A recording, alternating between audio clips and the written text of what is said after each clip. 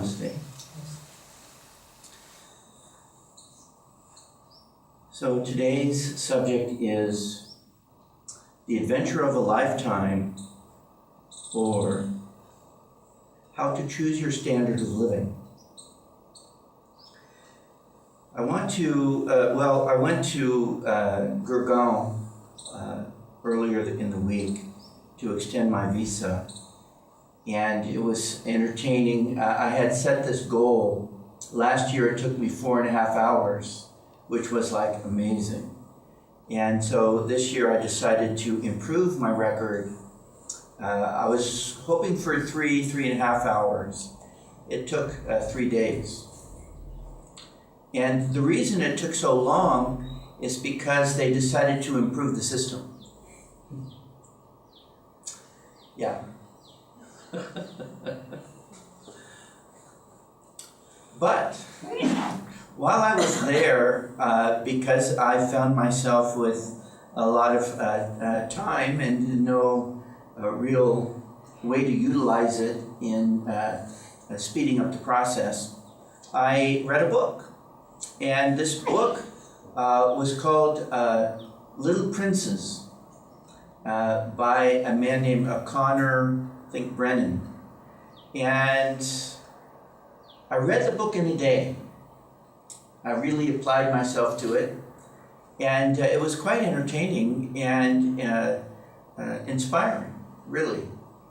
He was a young American who had a career and was successful, and decided that he was bored with what he was doing. He felt like, okay, I've done this, I need to do something new. And so he decided he was going to travel around the world. He had money in the bank, and he was unmarried, and, he was going to take advantage of this opportunity. And as a part of his travel plans, he decided to volunteer to a children's home in Kathmandu, Nepal, for 3 months. And he thought it was a socially responsible thing to do. But he didn't clearly think about what he was getting into.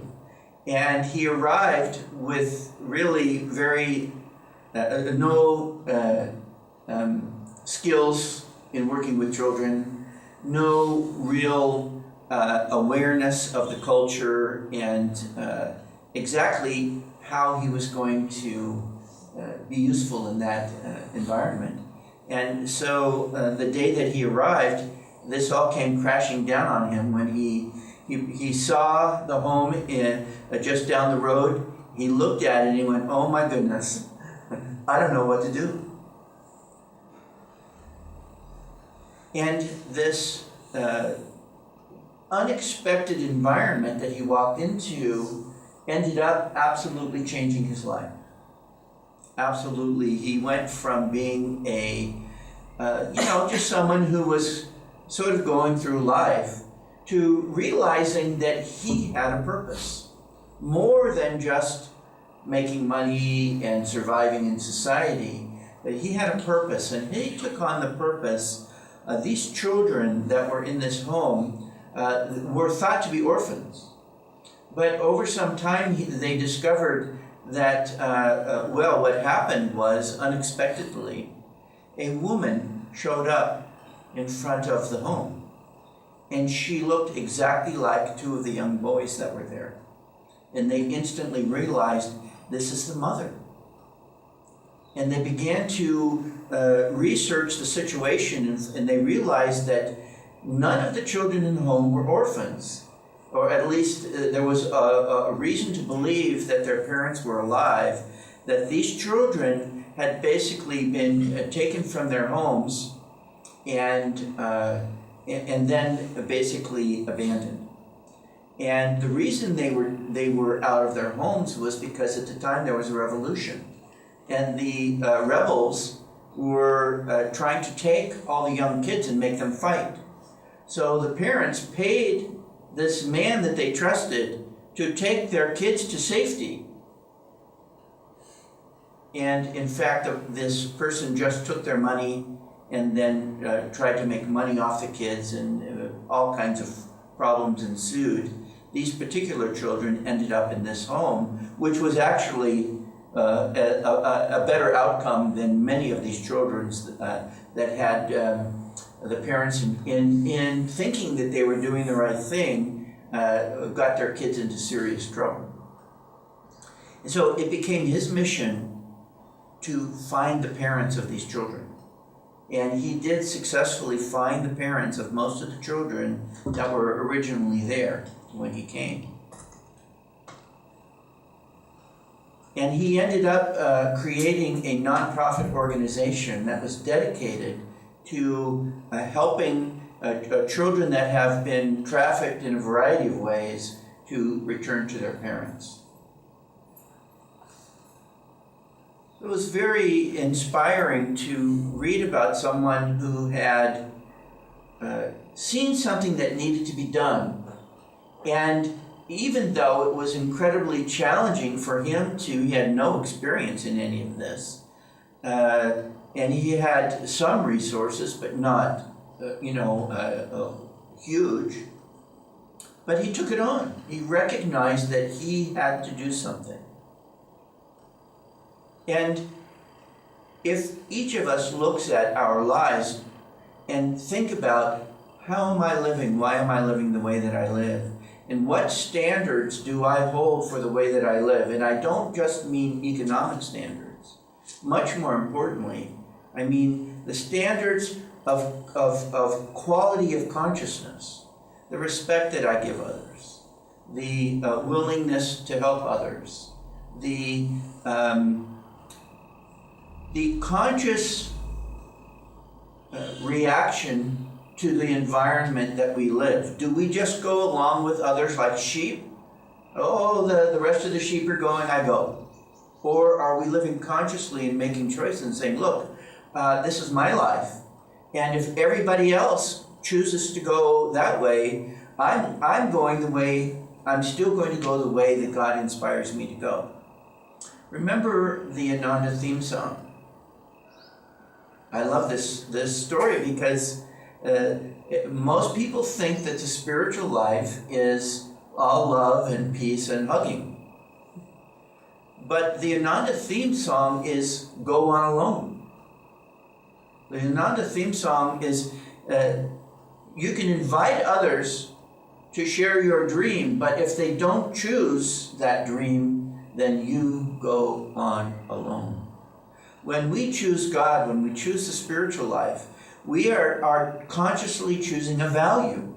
We're choosing a value and a purpose. The most important purpose of our lives is our relationship with God. It is at the elemental reality of what life itself is. And if we don't face it, if we don't work with it, if we don't embrace it, then we are just delaying the time at which we will do so. Because it is the only path to happiness. I'm not talking about our religion. I'm talking about the reality of life's essential truth. God is the infinite consciousness, the infinite only one reality, and we are all on the adventure of a lifetime. We have our adventure, but people's adventures look different. Some people's adventure is to be the custodian in a school. Some people's adventure is to be the garbage collector. Some people's adventure is to be the prime minister or the president of a country. Yeah, everything in the middle.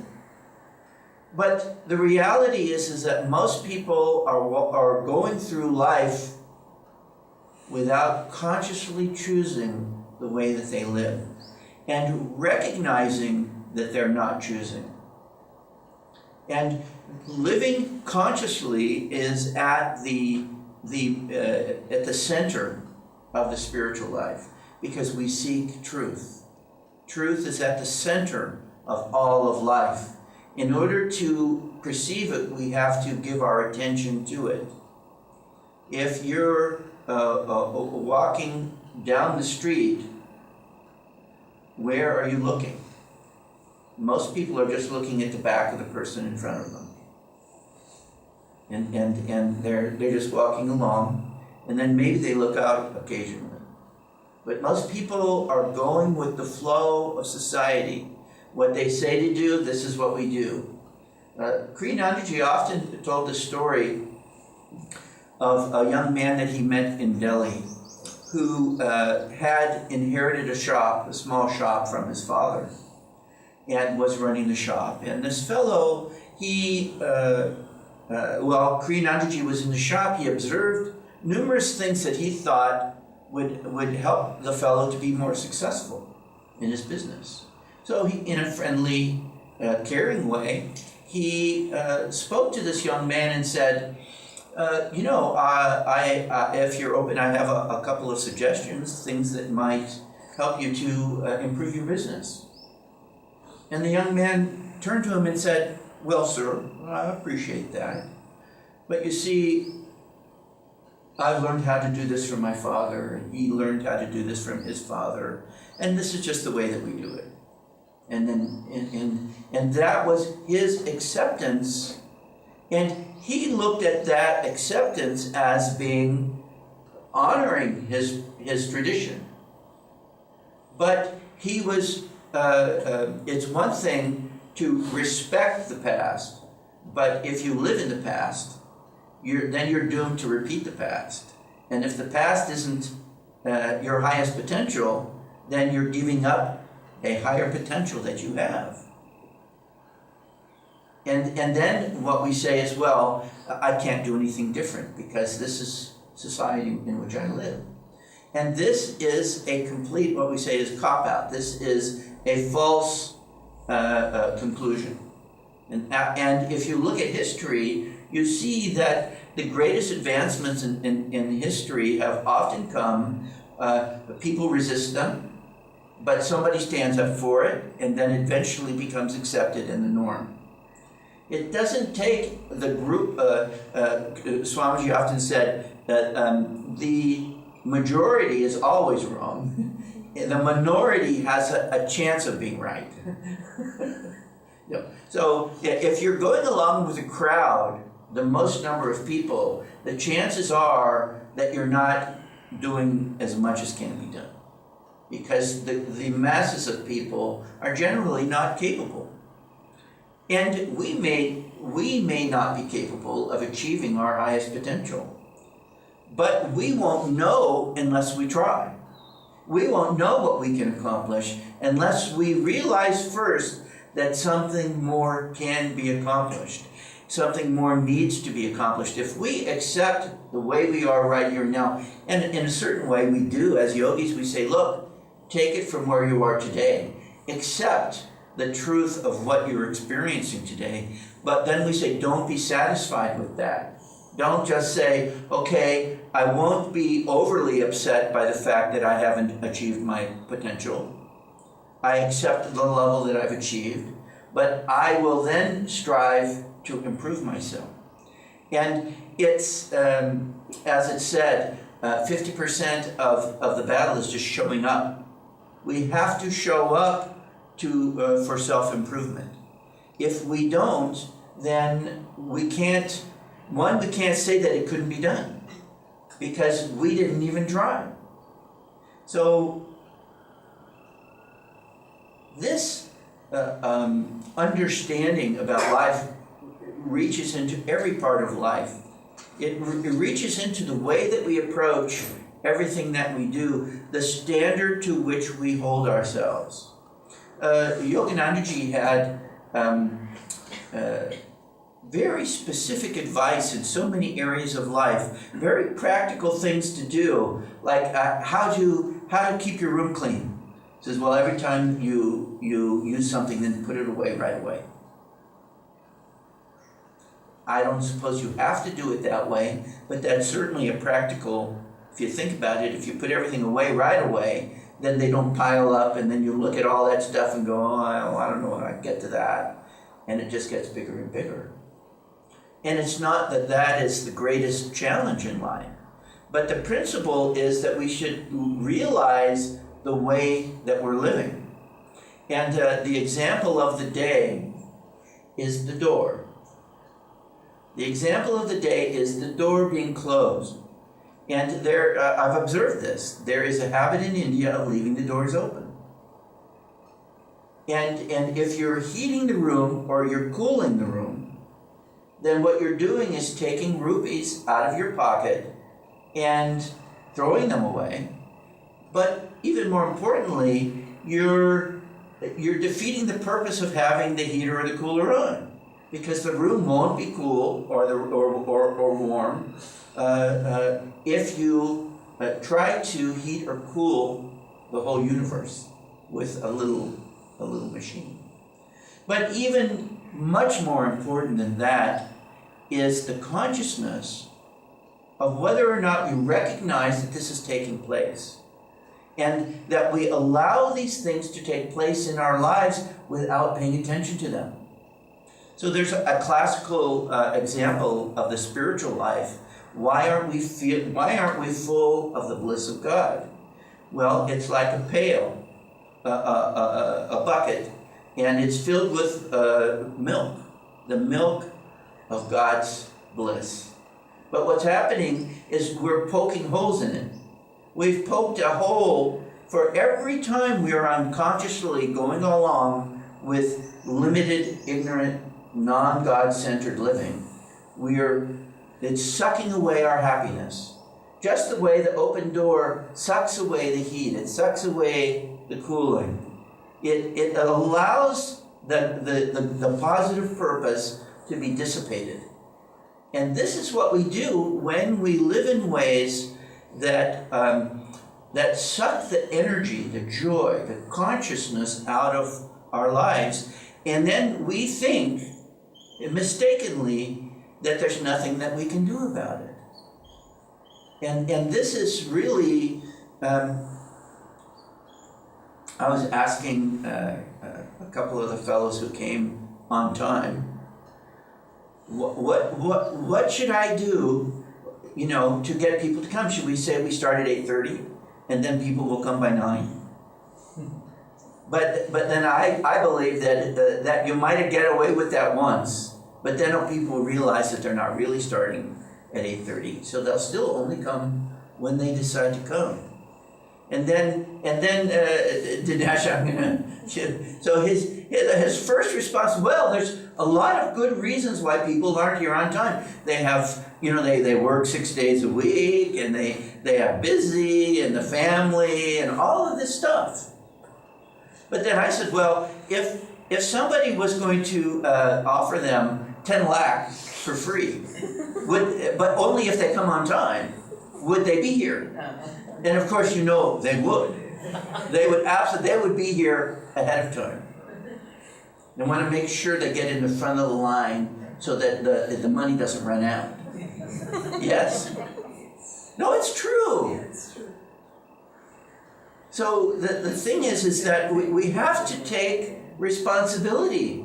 And we have to recognize that if we want bliss, we have to act to achieve that bliss. We have to show up on time. I mean, you're all here as oftentimes when the teacher has observed something that one or two students or some number of students haven't done. But usually those students aren't there when the teacher says, you should be different to the people, and we call this preaching to the choir. We say, we're preaching to the people who are doing good.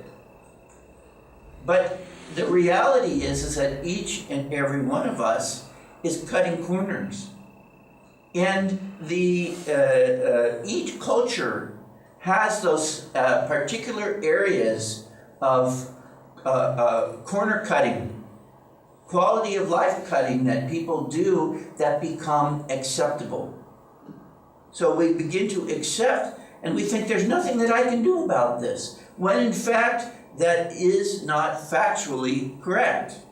There's always something that you can do about it. And most centrally, is that there's a belief that we have to change others for things to improve, but the number one thing that we can do to improve the world is to improve ourselves. We have to set standards for ourselves. We can't say, well, 80% of the people accept low levels of sanitation, so I accept it. And this happens all the time. We just accept it. So you're driving on the streets and people drive in a certain way. And of course, if you're too outside of the norms, in that case, you might cause a crash. But you still have to lean towards safety, safe driving, instead of unconscious driving. And I see this all the time. You've heard me talk about it. People drive unconsciously. They don't know what's going on around them. We need to expand our auras, our ability to perceive what is going on within us and all around us. So you see in these action movies, so the hero is being attacked, and if he's really a perfect hero, then he hardly has to fight at all. He just you know, and even when something's coming from behind him, he goes. They have, because theoretically their aura is able, their awareness is able to perceive things like they have eyes in the back of their head. But they have this greater perception. And of course, in extreme cases, we have the stories of Yoganandaji, who had fully extended perception. He perceived people drowning in a boat on the other side of the world. He perceived the thoughts of the North Koreans when they were going to invade South Korea. And he put the thought to defend South Korea in the mind of the President of the United States. His consciousness was, when the devotees were out and about, he would often say, oh, I heard here's what you were saying, here's what you were doing, when he wasn't there in the body. He was fully observant. He was fully expanded. We need to live more and more consciously on an ever-expanding level if we want to achieve our spiritual potential. If we're satisfied with the way things are, a little bit of peace, that's all we're going to get. And if you think about this, if you go to school to learn a vocation of some kind, some kind of skill, a medicine or engineering or whatever, do you want the teacher and the environment that holds you to the lowest standard, or do you want one that forces you to rise to a higher standard? And think about this. There's plenty of people who get in school and they just want to graduate, and they don't want to be stressed about it. And if they come out and they're really not very good at it, then they don't really care. They just want to get out. We have to decide what level, what standard. When young people are choosing university, thinking about it, is that going to be easy or is that going to be hard? If you go to a top quality school, you know that you're going to be challenged more than if you go to a lesser quality school. So you want to think about that. So, well, what am I really signing up for? I'm signing up for what level of standard of living. When you sign up for the path of Kriya Yoga, you are signing up for top level achievement. Yoganandaji said that we can achieve. Our potential is that we can achieve self-realization in this lifetime. Not that we will, but that we can, if we hold ourselves to that highest standard. Well, each and every one of us is facing that. It'd be a lot easier. It said, okay, if you do really well, then only 10 more lifetimes. Because then you say, well, okay, if I don't do as well in this one, then I can make up for it later. I can, extra studying before the test. But if it's, it's like, wow. Then you have to say, well, am I really prepared? Let me say it this way: what standard am I prepared to hold for myself? What is it that I really want to accomplish? And then to realistically go about trying to accomplish it. And recognizing that if you see two students and the exam is tomorrow, and one student is studying, keeping to it, and the other one, the feet are up, and the headphones are on, the music is going, who's going to do well? Who is controlling their future through action, through effort, through a conscious determination to succeed? We have to recognize that our lives will go by just like that. The older you get, the faster it goes. You realize that, only yesterday, it seems like only yesterday, I was a young man surfing in Hawaii. Only the day before when I was learning how to ride a bicycle.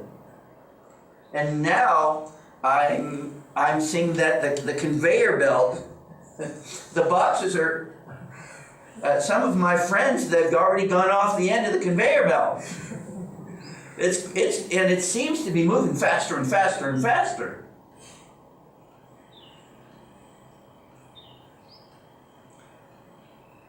So this is a challenge for me personally.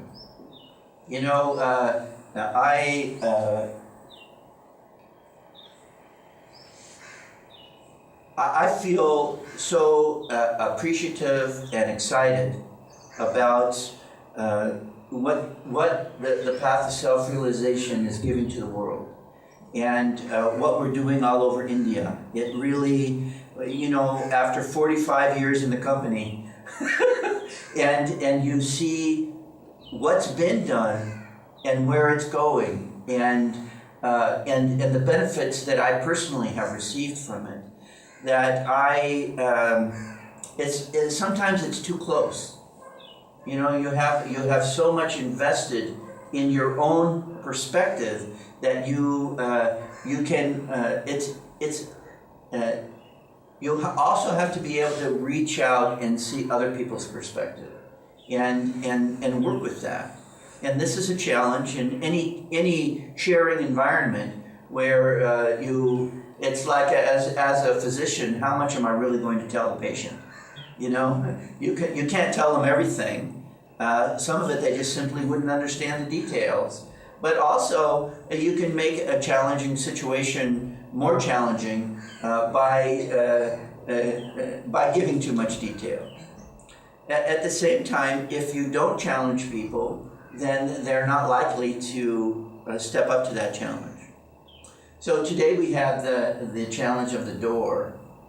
And I've brought this up many times, but today I stood up for the door.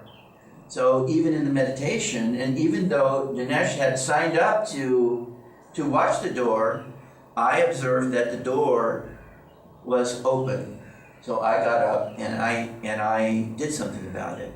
And he was suitably humbled. And he was very attentive after that, for which I thank you. And these are all the little things in the scheme of the creation. Like the door. Come on, Vijay, get over it. And it's karma. It's karma. I did the same thing to my father, and he said, "Close the door." So yes, it's all connected. But you see, my father wasn't necessarily wrong. He just didn't say it in a way that I could really connect to it. And this is really what I'm trying to do, is I'm trying to connect that we need to raise our level of our standard that which, the way that we live, and that which, in all areas, we need to begin to say, look, I am not going to go with the crowd. If the people want to go out drinking, do you go out drinking? No. You've set a standard. Okay, if the people go out racing their cars, do you go out racing your car? No, you've set a standard. So we have to look at all the things that we do in life, and we have to set standards. And say, okay, this I won't go along with the crowd.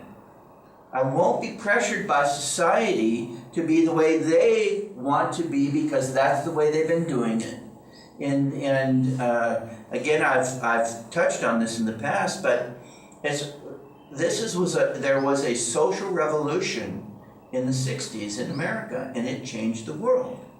The youth of America stood up and said, we aren't going to do it just because it's the way you did it. We aren't going to go along with it unless we see that there's a truth in it. And now you see all over the world that people will, and in many cases, peacefully protest things that they believe are wrong, when in the past they would have been afraid to speak up, or they would have just gone along passively. And this is a part of the age in which we've been born into. That we're born into an age when it's no longer going to be acceptable to go along just because others are going that way. But like this fellow who came to Nepal, he took on something bigger than he really realized that he was doing. When we take on the spiritual life, we are taking on the most challenging thing that can be done in all of life. Self-realization. This is greater than every human accomplishment throughout time, all bundled together. They don't equal one self-realization. But all of those accomplishments are stepping stones for the souls in order to achieve their own freedom. And they took on challenges that were at the highest level. And we need to do that within the framework of our own lives. We need to live on higher and higher levels, and we need to take responsibility to be self-aware of first how we're living, and then to apply what we know, the things that we know that will improve the way that we live. We have to be conscious. So I really want to encourage you to introspect on the current standards to which you hold yourself. And remember that the Sangha's purpose is purely and simply to support you in what you want to accomplish. Nobody can impose self-realization on you. God doesn't impose it on us. We don't have any meditation police, energization police. There's no tickets for, eating junk food. That isn't what we do. But we have to create an environment in which we become so excited spiritually when, every disciple can look back to their youth, their spiritual youth, and remember the environment in which they grew up spiritually and go, wow, that was so exciting. And this is what we're trying to create here, an environment to which you can't keep yourself away. But this isn't something that I can do by myself. This is something that we have to do. And this is something that we have to energize and expand. And we are seeing a wave, really a huge wave of energization, of expansion in sharing these teachings all around the world. And we are being asked here in Noida to participate in that big wave. This is what I'm here for. I want to ride the wave. I like to surf. I want to ride that big wave. We need to consciously raise up. We need to activate our attunement are harmonizing with that wave. Because in harmony with that wave, we can achieve so much for ourselves in a selfish way to grow spiritually, but at the same time, we realize that self-realization leads to the blessings of all that we touch. So the highest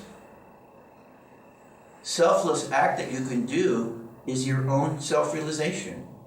Because by realizing God, you bring that blessing to every interaction that you have. And this, of course, what do we want to give others?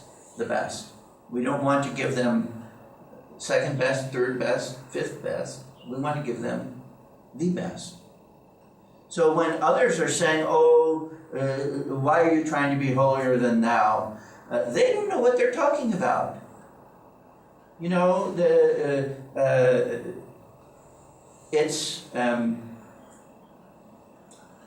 it's natural for the people going down with the ship to say, oh, you should come down, you should sink with me. You shouldn't, if I can't escape, you shouldn't escape. They say misery loves company. So people, they don't want you to get free. It makes them look bad. Because you look better than them. They don't want you to look better than them. They want to look better than you. So they get all high and mighty about things that they don't really know anything about. Because what they're saying is that you shouldn't try to improve yourself. And we let them. We let them. We let them have that power. So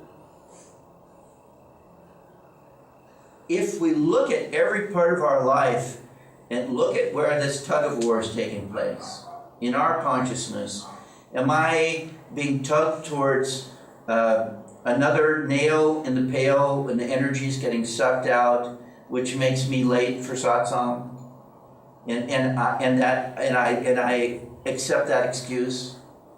Or do I start patching those holes and stop? Because so much of our bliss is simply lost through the dissipation of energy. It's not that we have to get more bliss, it's that we have to stop wasting it. We have to stop letting it just go away. Because the soul's natural state of awareness is bliss. So you could look at all these karmas that we have in our consciousness as these little pinholes. There's energy tied up, and they're all sucking away our bliss.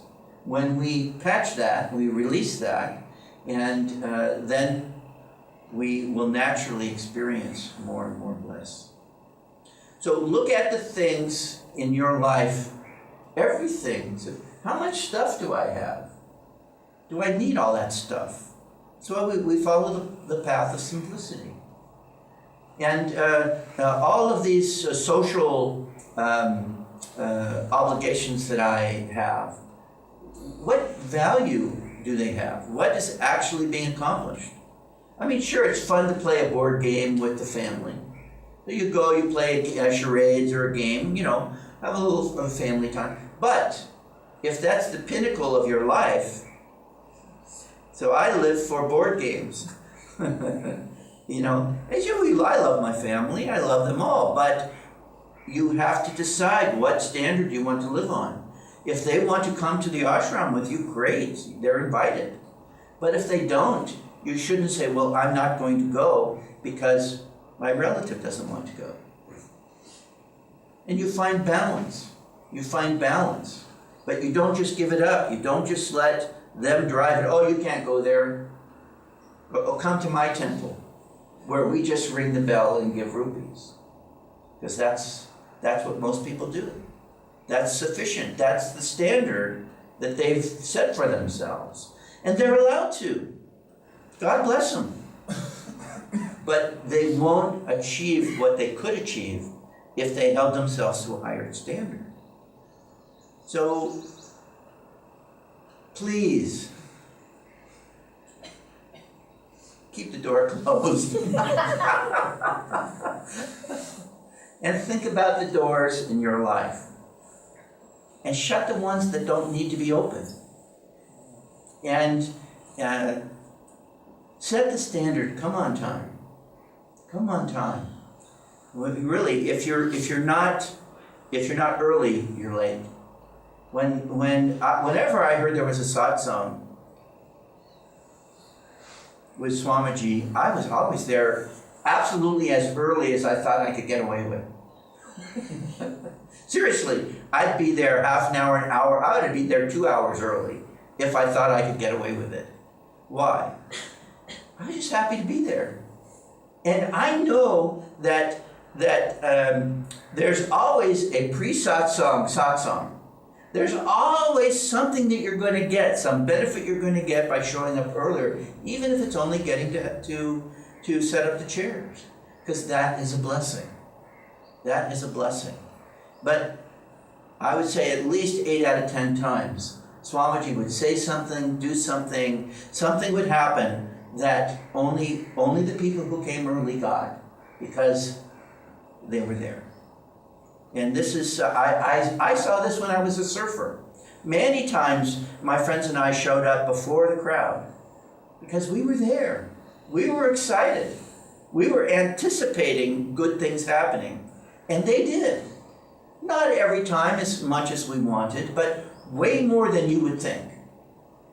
And this is really, in business you call it the go-getter. This person who's energetic, they're always working hard and getting in front, and we have to be spiritual go-getters if we want to take advantage of the opportunities that God's giving us. So,